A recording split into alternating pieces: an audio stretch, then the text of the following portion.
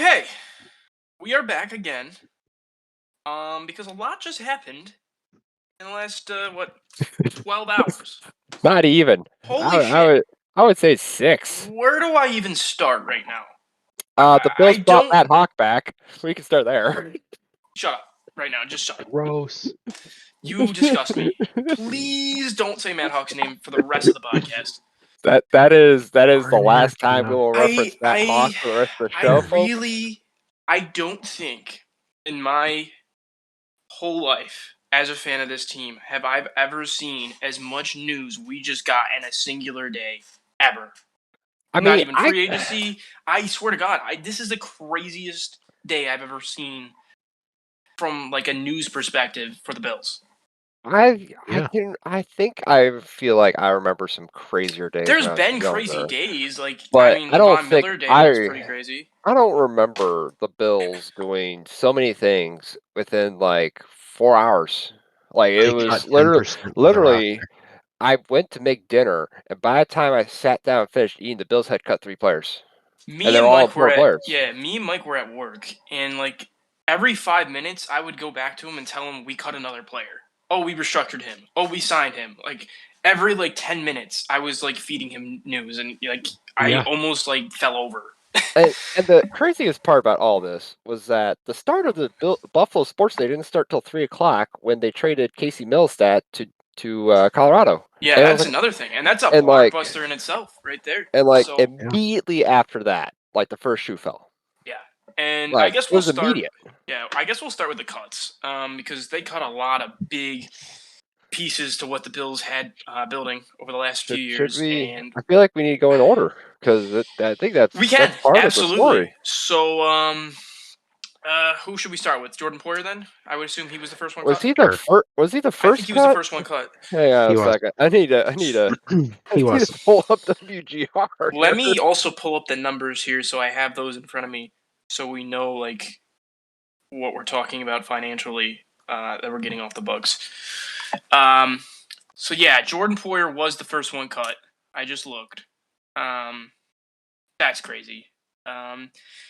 Mike actually talked to me earlier. He was going to mention it in yesterday's pod about how Jordan Poyer might get cut and he's a potential cap casualty. We didn't really get into it that much. We were talking about free agent targets. We're not going to talk about the free agent targets at all today. We're going to talk about what they did because it was absolutely crazy. So Jordan Poyer's cut. Wow. I don't know where to start. I mean, this one was 50-50 for me. Jordan Poyer is not the same player he was even 2 years ago, but I honestly thought he was going to be back. I did think he was going to come back, but Bills basically say, you know what, we're going to run a new safety duo out there and get younger. So Jordan Poyer is the first one gone.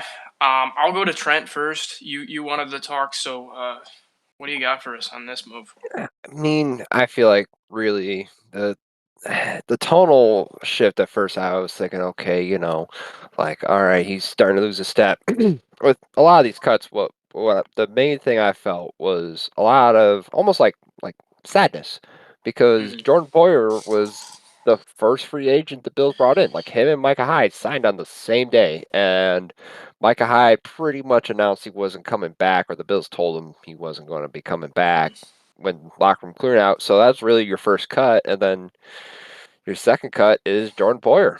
And I mean, we can I think it's fair to say it's sad that the Bills are losing a guy who was basically a bedrock for their defense for 6 years, while also admitting the fact that he had lost a step and that 2-year contract probably should have been a 1-year contract.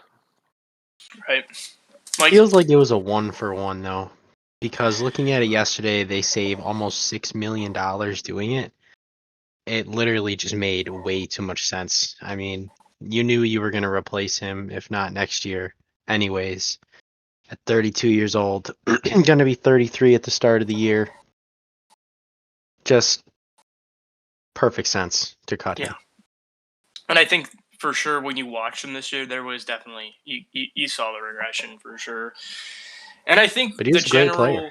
the general consensus among Bills fans and everybody that has viewed these moves is that the Bills are basically saying, you know what, we're going to get younger at pretty much every single position. We have 11 draft picks. We're going to cut these guys. We're going to get younger.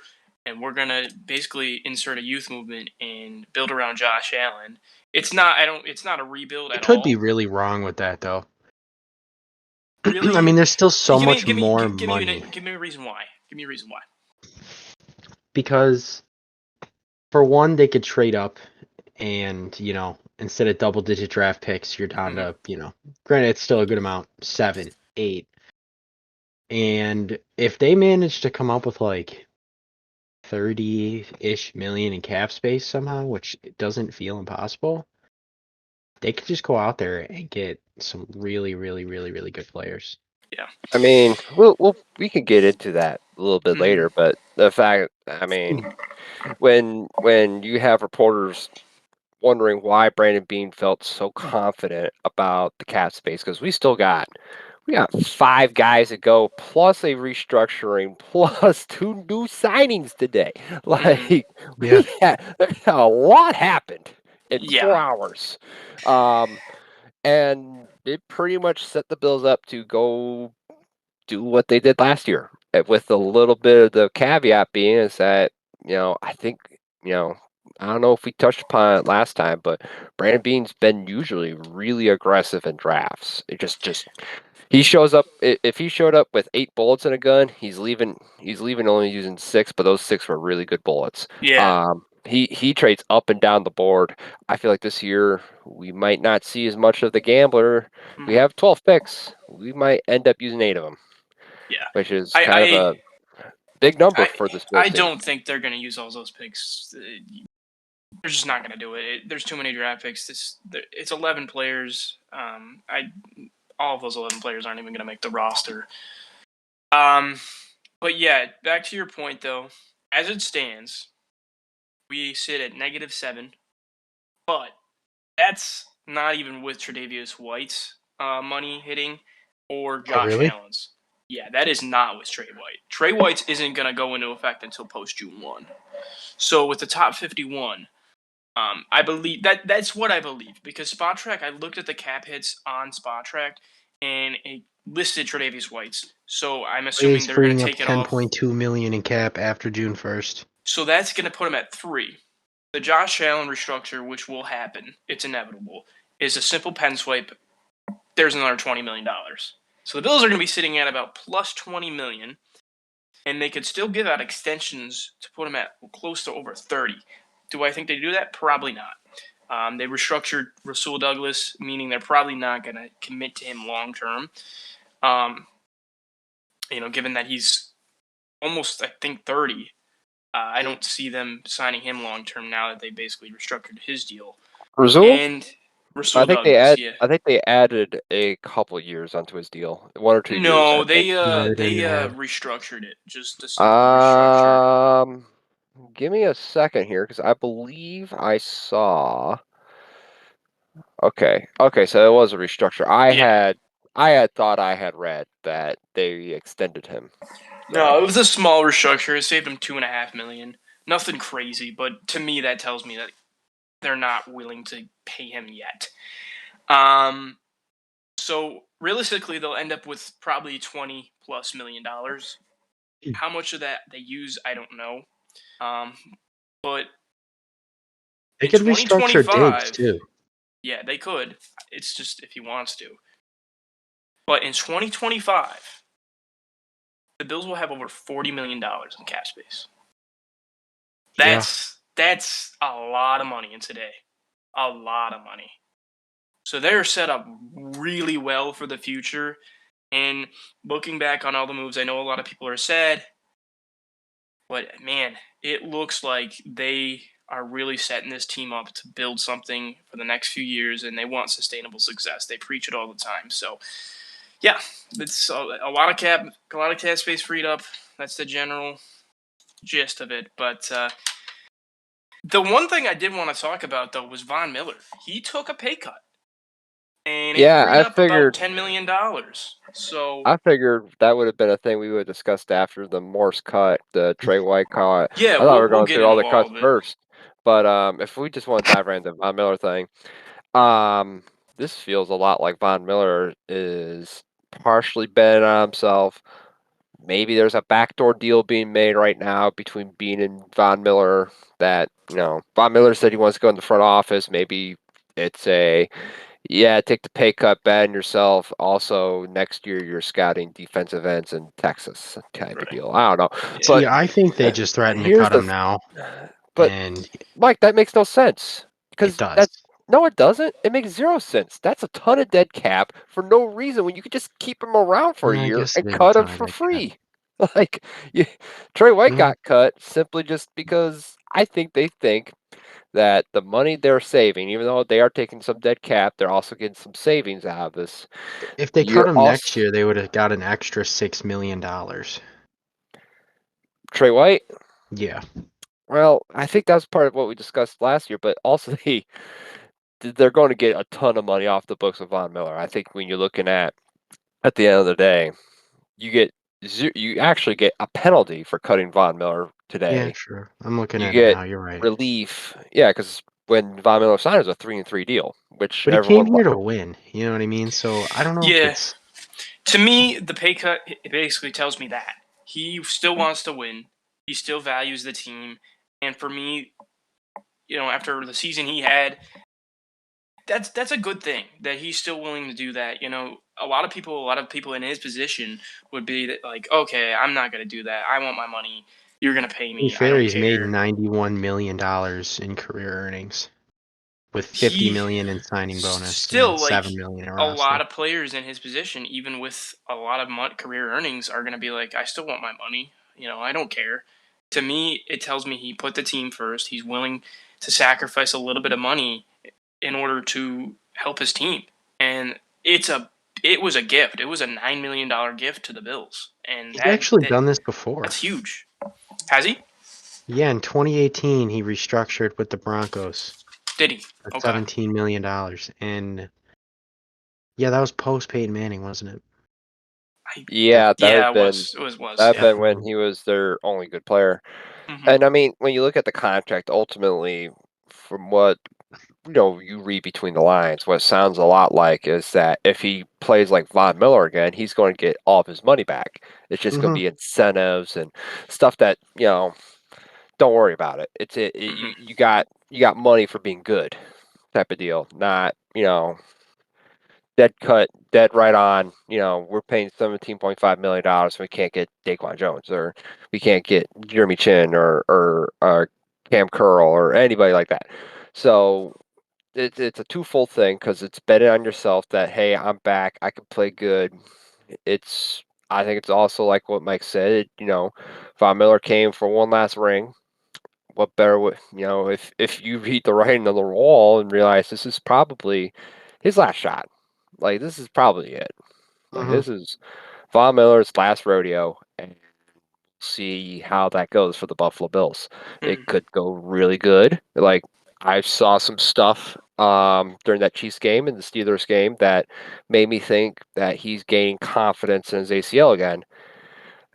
The previous 12 games before that, though, and 3/4 of the Steelers game, I did not feel a lot of confidence in Von Miller, to the Yeah. point of, like, if we said when we signed Von Miller and he hurt his ACL that the very next year we'd be just begging the cut, I would have been amazed, because it's amazing how rushing back from injury changes perception. Yeah. I guess we'll move on to the other cuts. I would say Yeah, next so one, this next one was the most shocking out all the moves today. I would say cutting Mitch Morse, and their reasoning for it was also very fascinating. So it was reported the Bills cut Mitch Morse, which, after we traded Bates, we literally talked about this last night. Oh yeah, they're probably committing to Morse. Maybe he came to them and said, I still got another 2 years left in me. And, it felt like Mitch Morse was the guy. And then they go around and they cut him and they say, yeah, Connor McGovern. is going to move to center. And that's very interesting to me because I don't think up until this point, Connor McGovern has any experience playing center in the NFL. Now, that's He a has gamble. no NFL center experience. But I do trust their process, and Aaron Kromer, I think he's a great O-line coach. I think he knows what he knows his stuff. You know, he got this group to play really well after a long time where they just weren't good at all. So I'm hoping that moves works out, but they're really young on the line now, and it opens up a spot at guard. Obviously, I think David Edwards will compete for that spot with who knows who else will compete for that spot, but man, Maybe. it's fun. I will say just the ideas that can be thrown out there because the endless amount of things that they could possibly do now it's crazy. Like they could go out and sign a big free agent if they really wanted to. They could go out and make a splash. So having that in your back pocket, to me, it's exciting. It's going to be a fun off season, and I don't know. What do you guys think? They do at O-line. Mike's probably a little more optimistic about this offseason than I am. So go ahead, I'm Mike. really optimistic about it. I mean, I'm looking at Spot Track right now, and I'm just getting excited. Deion Dawkins is restructured the last 2 years. Clear candidate. Stephon Diggs is restructured 2 out of the last 3 years. Clear candidate. Josh Allen, book it. Mm-hmm. You're looking at like $30 to $35 million in cap space. I mean, there's just so much that you can do. Let me throw a name out there. I know this is just, we said we wouldn't talk about free agents. That guard spot opened up. What about Mike Onwenu from the Patriots? What do you think of that? That would be something. I'd rather draft a guy. Yeah, no, I'm with you. I'm gonna shoot it straight with you, Cowboy. Watching some of those Patriots games last year, I truly think we talked about line coaches. The backbone, the one piece of the Patriots dynasty is that I hate to get off tangent here again about linemen, a little close to the heart here, but I think the underrated part of the Patriots dynasty was their offensive line coach. Because the couple years he was not there was when Brady kept getting sacked and kept getting heat, and then they brought him back. All of a sudden, the Patriots can run the football again. It's a Christmas miracle. He retired. I want to say when Brady left, he retired. He said, "Nope, I'm it. That's it. I'm done." And the Patriots line has slowly decreased to the point where it's honestly pretty terrible. And I'd rather just go out and get a draft pick. But on the off season, I don't have as much high hopes, just mainly because what you're going to get's not going to replace what you're losing with Mitch Morrison. We talked about it last night. Like hell, I was listening to Sal Capaccio, and Sal Capaccio said the same thing, that he thought that, Ryan Bates is being traded means that we're committing to Mitch Morse. What that means now for the Buffalo Bills is going to be interesting, and I still don't think we're going big name free agent hunting. Like, I think that's not big name, but like bigger than the garbage bin shit box. It's not gonna be like I don't even think you're going much rentals. higher. Well, I mean, To I just me, don't think you're going that high with what you're picking up, because this smells a lot like a way teams just basically say, okay, that didn't work. We got to flush it down the toilet. We got to start over. And this is as much flush it down the toilet, start over as you can when you have a superstar quarterback, superstar wide receiver, 2 absolute dogs at linebacker, and a stalwart at defensive tackle. Like, this is what flushing it down the toilet and starting over again looks like. I don't know if you can say that, though. Yeah, I don't think it's really flushing it down the toilet. I think it's just the Bills' way of saying we don't want to keep kicking the can down the road. We want to be able to be flexible and be able to bring in guys during this window that we have Josh Allen. We don't want to pin ourselves down. 1 second. We don't want to pin ourselves down, because with these older veterans, because we have a superstar quarterback and the time is now. We need to build around him. We need to create a situation where we can build with him, and we can bring in younger guys and more talented guys. And as much as I love Mitch Morse, he was going to regress this year. I am certain of that. Jordan Poyer was regressing.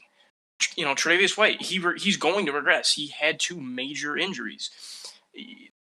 They want to get better, and they're sick of losing to the Chiefs, and so are the fans. So they're doing this to basically say, we need to get more talented. We got to stop with these veterans, and we got to get better for not only now but for the future. Because, in all honesty, this is what these moves are. I mean, I don't entirely disagree with you. But the whole mentality of building around your quarterback was you got guys who were veterans and not rookies. So this is now the portion of saying, okay, we took our shot, took our lumps, we're gonna have to start over. And it's starting over. Like whether or not we Veteran wise. well, football's a lot more than just overalls and what you're playing. Like True. 3 of the team's captains just got cut today. True. And the first draft pick they ever picked got cut today. Like that's an end of an era for Buffalo Bills football. And even though it's a sub era, I mean, the Josh Allen era will continue until he decides he doesn't want to play football anymore. And that could be 5 years down the road, 10 years down the road, tomorrow, who knows? But I mean, he's one croissant away from having a bad time. But I mean, it is ultimately the end. It's the end of something. And I think it is the end of the post drought era. I would agree with you, Mike. And that's okay. It is. It's hard. It's hard because like a guy like Mitch Morse was really good, and I mean, I'm not going to say like, oh, we really needed Poyer and Hyde. Like, I think we all deep down knew that Poyer and Hyde had regressed, and that this was probably the last rodeo. It does suck to see him cut. It's just the Morse thing was surprising, and I only say it's surprising because they didn't line up a replacement. Like they did. We're just assuming Connor McGovern can play center. Like we're just gonna hope I don't think pray he can play center. That's not hoping and praying. They wouldn't do this if they didn't firmly believe in him.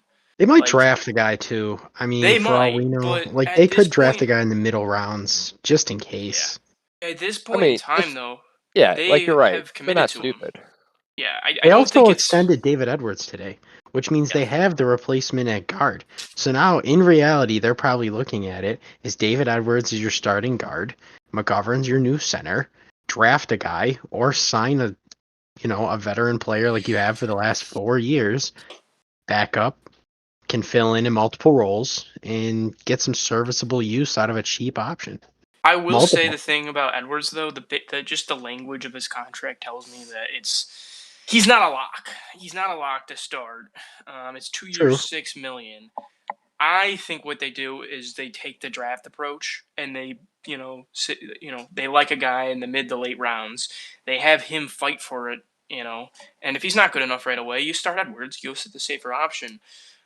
But if he is good enough, you have a very young offensive line, which is what you want. And it's the thing with offensive linemen and the best offensive lines, when you look at them, continuity is what holds these groups together. If you have a group where it's not like musical chairs and you're not shuffling in guys, look at the Bills, for example, last few years. We had Darrell Williams come in, John Feliciano. Like, there was no consistency, and that's why the line struggled. They were not able to gel together as a unit. But when you have all 5 guys around this, young guys growing together, you're building something to be really good. And I think you look at what some of the best teams in the league do, with the best offensive lines. You look at their young group, the Chiefs. I know you look at Donovan Smith, Jawan Taylor, whatever, but that interior group, Trey Smith, Creed Humphrey, Joe Thuney, they were all young and they grew together, and they're the best interior offensive line in football. So they spent a bag getting Joe Thuney. They did, but they also took the same approach of building their line young and having them grow together, and I like that approach. I mean, like, the Bills did that for a long time too. Like, it's just we've been. Did they though? It's not as well. Because John Feliciano, Darrell Williams, all these guys they brought in. I'm also referring like pre-McDermott. Like they tried bring in groups. Obviously, this regime hasn't, and I think that's just in part to, because when you inherit a football team, you inherit its parts. And you had a rookie left tackle, you had a stalwart center, you had a stud at guard, you had whatever the hell they were patching the right side of the football line with. 2018 draft rolls around, you're like, okay, the center just can't play football anymore. Didn't Eric Wood retire. retired. He didn't retire. He couldn't play football anymore. Important distinction. And Richie retired, I think either like he retired or left the Bills a day after. Yeah. So I'm sure the Bills would have loved to just been like, all right, we know we're losing our center, our guard. When we're going to get a tackle, we're just going to knock that all out right here, right now. They didn't. They said, hey, we need a right tackle. Jordan Mills ain't it. All right, Spencer Brown, biggest, tallest, strongest guy we can get. The right guard, it's taken a while for them to find the right guard. It's taken a long time for them. They still don't have, a young center, a young left guard. And the Chiefs also tried the patchwork thing too. Like, it's not just like, if you're looking for a team that did all right, we're drafting everyone on the line, you look at the Cowboys, and I also think you look at the Lions. The Lions might have one of the best lines in football too. Lions also did kind of what the Bills have done, is that you take what pieces you had and then you build on top of that. You don't knock off the foundation of your offense. You just say, okay, what points are our strong points? What points do we need to rebuild? I mean, that's exactly what they're doing with their defense. Yeah. And this is really what the Bills are now. Is you took out the parts that were crumbling, and now you have a bare bones skeleton that's half complete. All right. I think we We also signed people today. Yeah, we'll get into that. We did that. We haven't talked about one other cut though, and it was Tre'Davious White. Oh, I was hoping we didn't. This one sucks. This one stings the most out of all of them because it was just the way his career ended with the Bills was just terrible, and it was really sad. But we talked about this 2 episodes ago where, do you cut him? Do you restructure him? What do you think the Bills are going to do? Do they believe in him? And today they said no. They don't I would team cut him. They don't believe in his ability to play corner anymore. They've already replaced him. And they've already said, you're not important enough for us to warrant bringing you back anyways, so we're going to cut you. And it sucks because Tre'Davious, before his injuries, man, he was a top 3 corner. And a lot of people don't remember it because it was very short-lived.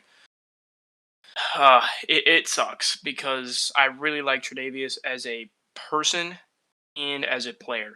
I don't know. What do you guys think? Well, go ahead, Mike. I think it's good that they let him go for obvious reasons, financials. It sucks that because he was so connected with the city, with the Tre'Davious White goalie camp and all of that. I really like the direction that this team's taking with the secondary. I feel like with what Trent just said a minute ago, like, what are our core pieces and how are we going to build off of that? That is exactly what they're doing with this defense. Who are our core pieces? How can we get younger, and how can we add efficient veterans rather than these aging stars? They've shown that they will only take you so far. The time has passed, and it's just time for a fresh start. And I'm really excited about it. Me too. Here's the thing: is that I can go analytically about it, but Trey White was one of my favorite players. I have a Trey White Goalie Academy hoodie. Maybe we might get a picture of that up there. It's one of my favorite hoodies. I've worn it pretty much every cold weather football game. I wear my Trey White Goalie Academy hoodie. I love Trey White, and this is not like a Poyer cut where I could see it coming, and it's just like, okay, you know what? I expected it. I thought it would happen last year. Didn't happen last year. Not like a Mitch Morse cut where I was surprised by it. This one, like, it's very much the Green Goblin mask talking Like, I knew that he was going to get cut. I just didn't want to believe that the Bills would cut him. That I wanted to believe that they give him another chance. And I mean, ultimately, it's tough for a guy coming off an Achilles and an ACL injury to really be the same player again, and for the price he was. And this is one of those that I really wish him the best in the NFC. But I really wonder where he's going to end up. I Giant, wonder where all these guys end up. Giant. Yeah, you could say Giant. Giants, but it's not the same scheme. It Even if does. Shane likes him, it does matter because he is coming off of 2 major knee injuries. You're not going to put him in a I situation don't see him where going to a shitty team either. I mean, unless they're all willing to offer him I'm more trying money to than he think deserves. really where could he go? It screams Raiders to me. No, this is just well, he's from. If anything, I see him either going home and playing for the Saints, or going to the Giants and playing for Dayball and Shen. Somebody, a I'm gonna team that's throw going to I'm go, gonna throw a a team out team there or for you. location that he's going to feel comfortable in. Because I feel like at this point in his career, he's had enough bad injuries. He had enough problems. I don't think he's just going to play for a team, just somebody out there. I think he's I'm going gonna to want to throw play for familiarity. a landing spot out there. And it makes sense for literally every single player we cut. Seattle. Here's why. Didn't Leslie Frazier get hired there? Leslie Frazier is their Did he? assistant coach. All right, so And that'd be a third team to add to onto it. me, that makes a ton of sense. Leslie, in Tre'Davious White's best years, he was the DC here. He works with that staff. Mike McDonald's a young and upcoming coach. He could come in there and mentor Reek Wallen and Kobe Bryant and Devin Witherspoon. Like, he doesn't have to play a ton of snaps. He could be sort of like a boundary corner depth piece for them and essentially just really develop their younger corners. And Seattle is in a position now with all their cap moves, they can bring him in on a 1-year deal, like I don't know, 6-7 million. I think is probably going to be his market because of his name value alone. True. And maybe even Jordan Poyer, their safety spot just opened up with Quandre Diggs and Adams getting cut. So I look at them as a potential suitor for those guys. So don't sleep on Seattle. I would, and now that you mentioned that, when Tre'Davious White was healing, and I read it up in the tight end piece, that Trey White spent a lot of his offseason, a lot of the time rehabbing with Leslie Frazier. So Really? I've completely forgotten that Leslie Frazier got hired by Seattle. So if there's, I could see. I mean, literally, I wouldn't see him signing for a team that he's not familiar with somebody there, either the terrain, the coaches on the team, like, because that was the biggest thing with Trey White before was confidence, and he kind of sheltered himself for a while too. So I don't see him just trying to all new fresh start when he's got 2 injuries on his hand and probably not really feeling certain about, his abilities as a football player. Probably would like to go somewhere where he either feels comfortable or has a guarantee. So that's why I think it's Saints, for the fact he's Louisiana born, Louisiana bred, went to LSU. They can't afford him. Lives down there. Mike, he could sign for cheap. Like, we're not. I don't think with certain players you look at what Sport Track says. I think you look at now what the player wants, because a guy like Tre'Davious, Tre'Davious, he's not getting more than a year.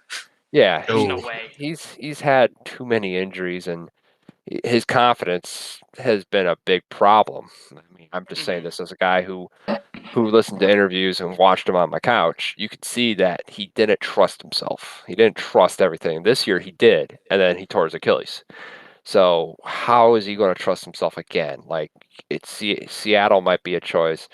The only reason I would even entertain the Raiders is half their games are on grass, and that's the lone reason I would entertain the Raiders, because otherwise I don't see him going somewhere where he's just not familiar with everything going on there.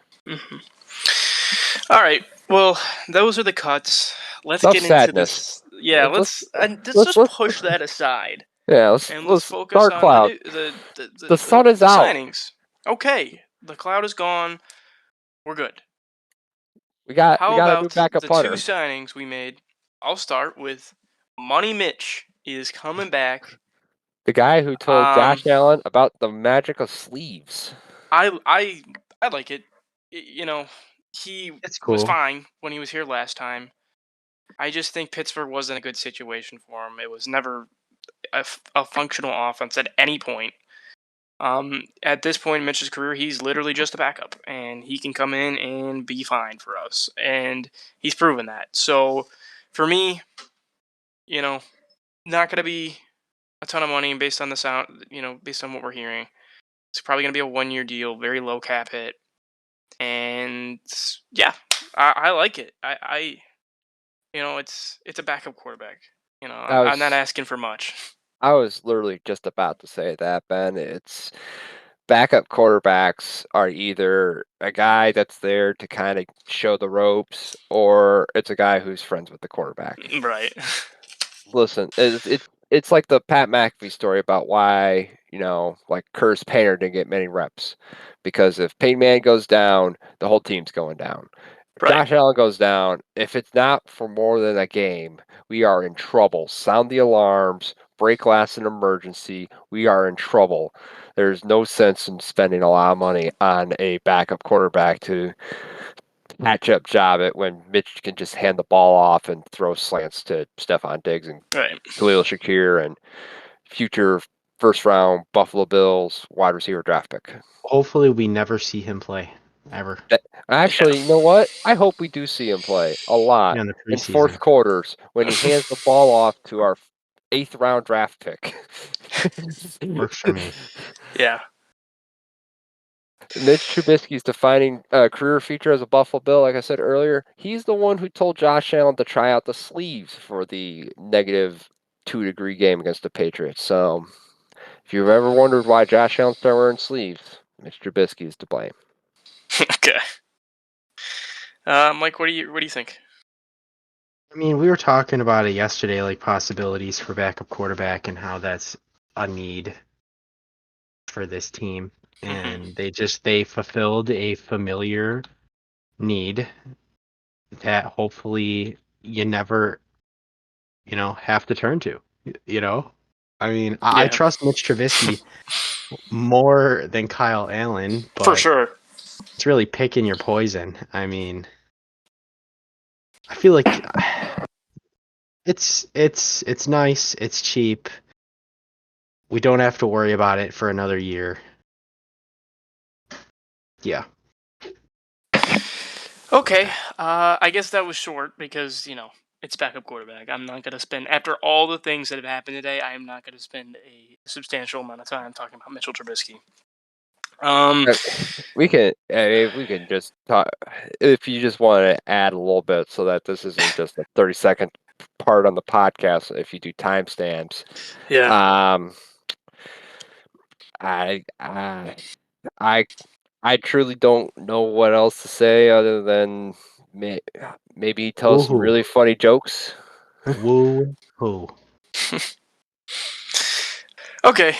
We got Mitch Trubisky and fuck the new but old punter. Yeah, don't even start. We're not talking about Matt Hawk at all. We've referenced him 3 times in this episode. That is 3 too many times. 4 too many times. Why did we sign him? All right, so me and Ben talked about we this discussed briefly. this. The only thing we can think of is that Tyler Bass was Bass-O-Matic when he had Hawk holding for him. So the only thing I can think of... Get the fuck rid of Tyler Bass. You can't, Mike. We just signed him to an extension. You can't just cut people and just be like, I hope for the best. Yeah, sure, that'll work. I mean, you say that, people. But we just extended fucking Hoyer last year and just fucking sent him to the brig. Because we said it's got jacked up for that way, Mike. You can't just be like, Tyler Bass, Tyler Bass is the reason we were eliminated from the playoffs. You can get into that all day long, but at the end of the day, like AJ Klein wore the green dot score. for half. Yeah, AJ Klein wore the green dot for almost the entirety of that day. The real reason we lost is because the spine of the defense did not exist that game. So, let's move on. Taylor Rapp. Taylor Rapp signed a 3-year deal. for $14 million. And Up you to know what? up to I 14 million. like it. I Yeah, I'm like the here for it. move because essentially it if you look at the contract, I don't know if you guys have looked at the details of it yet. There's an out next year. You're not contractually obligated to him for all the 3 years. They're paying him money to be a third safety or start in case you can't find another safety in free agency. And to me, I'm fine with that. Taylor Rapp literally is the reason we won the division this year. A lot of people forget about that. I'm cool with him starting. He is fine. He's got familiarity in the system. He's not a bad player. He's an okay player, and he's an athlete. He flies around the field. He's good. He's fine. I like Taylor Rapp, and now that opens up a possibility now at free safety, opposite of him, of maybe Cam Curl. If we get a Cam Curl Taylor Rapp duo, I'm telling you, that duo might not live up to the shoes left before them, but they will come damn close because that duo could be really, really good. And I'm telling you, familiarity matters when you sign these guys in free agency. And Cam Curl has played in the McDermott system for his entire career. Deep quarter, 2 split safeties. That is what Ron Rivera runs. That is where Sean McDermott was defensive coordinator. He is going to make sure he gets a safety of that caliber, and Cam Curl fits it like a glove. So I'm telling you right now, if we have those two out there for safety, trotting them out there for next fall, I will be more than comfortable with our ability to cover guys. Yeah, I'll be really happy. I would say more comfortable than I have been in the last 2 years. Ooh, 2 years. Oh boy. I mean, 2 years. Micah Hyde was out, and you had Damar Hamlin and Jordan Poyer. And yeah, Damar led the team in tackles, but he was not good. He was not good at all. Last year, I mean, we had 2 geriatrics behind. Yeah, last year I think was just like the tour, the goodbye tour with both the safeties, and they don't have the ability they used to have. And to me, they're saying Taylor Rapp, if you suck for us, you're gone next year. But we're also making a 3-year deal, so it's a very win-win trade or a signing. I'm sorry. So I like the move a lot. I could see the way Rapp plays football. I could see them if they draft a guy, which I mean, at this point, it's got to be a formality, right? Either they're moving Christian Benford back and they draft a corner, or they're drafting a safety. Like they're going to draft somebody. I don't think they can afford to move Benford back with the not re-signing of Rajul and cutting Tre'Davious. Because let's say even if you don't move him back to safety. Well, I was going to get there, Mike. Sorry. Because I mean, you still got Kyrie Elam, and if you move Benford back, then you're drafting a corner. Like this is not just the roster's final. That's it. It's all over. Like you're going to draft replacements. No, I think at corner they are locked in with 2 of their corners. We know their nickel, Teron Johnson. All pro. He's locked in. Rasul Douglas. They just gave up a 3rd-round pick to get him. He played phenomenal for him down the stretch. Oh yeah. He's going to be the cornerback 1. Number 2, fine with Benford doing it. I think you stick him there. He had a tremendous amount of success there. You bring in a new safety, and you go with it.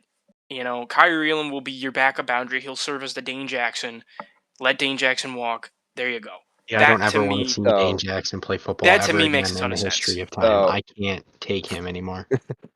So back to what I was saying. I think what you could be seeing is when they do draft a safety, let's just go with that.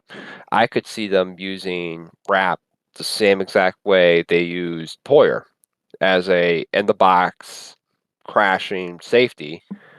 Whereas a younger guy, whoever they draft, or a guy they pick up in free agency, whatever, that maybe doesn't quite have Poyer's skill set, or maybe we're all wrong, and they find a 3rd-string corner off of the Titans that is just an absolute dog and turns into the next Jordan Poyer. Because I mean, if we did a podcast in 2017.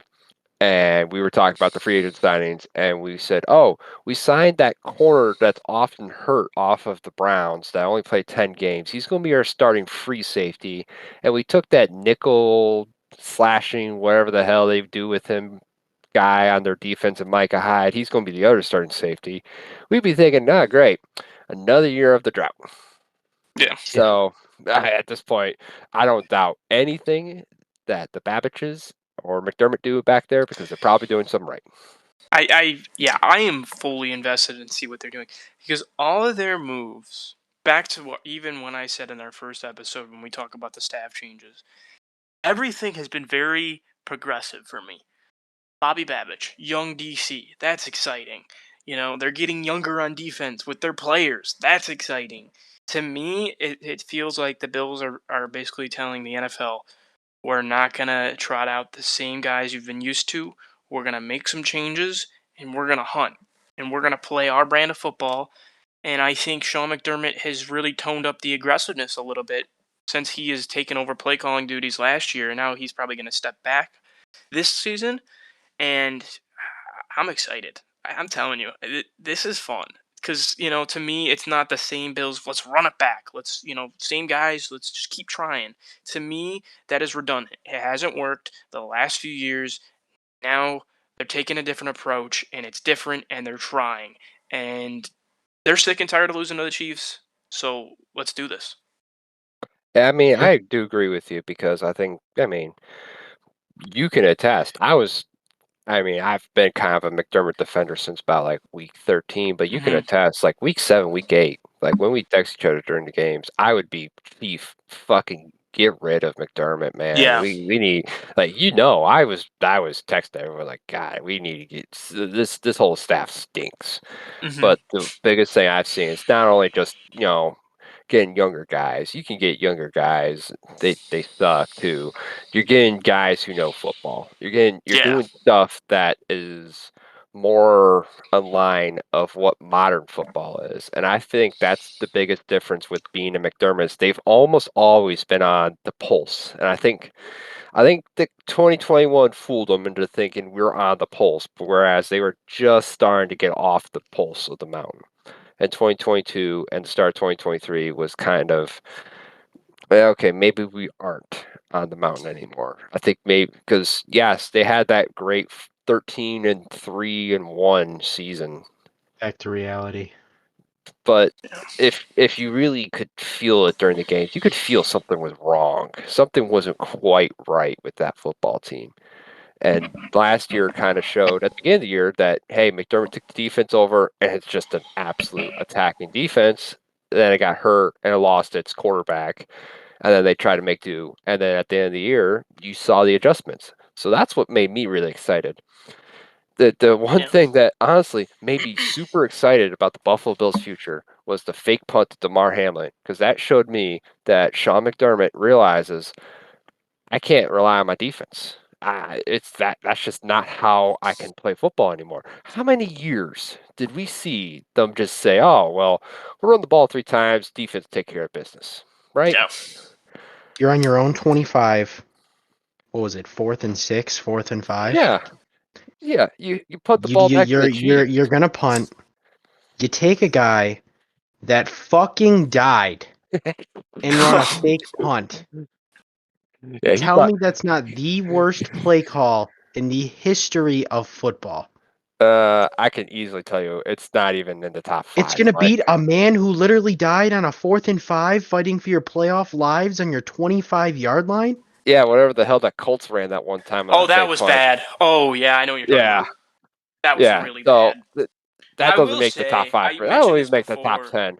But I hate to interrupt Ben because go ahead. But the point being though is, in years past, McDermott just punts the ball and then Mahomes goes down the field and scores a touchdown. Then we score quick. Then we just take forever. We score a touchdown. We lose by 3 because we didn't get the onside kick.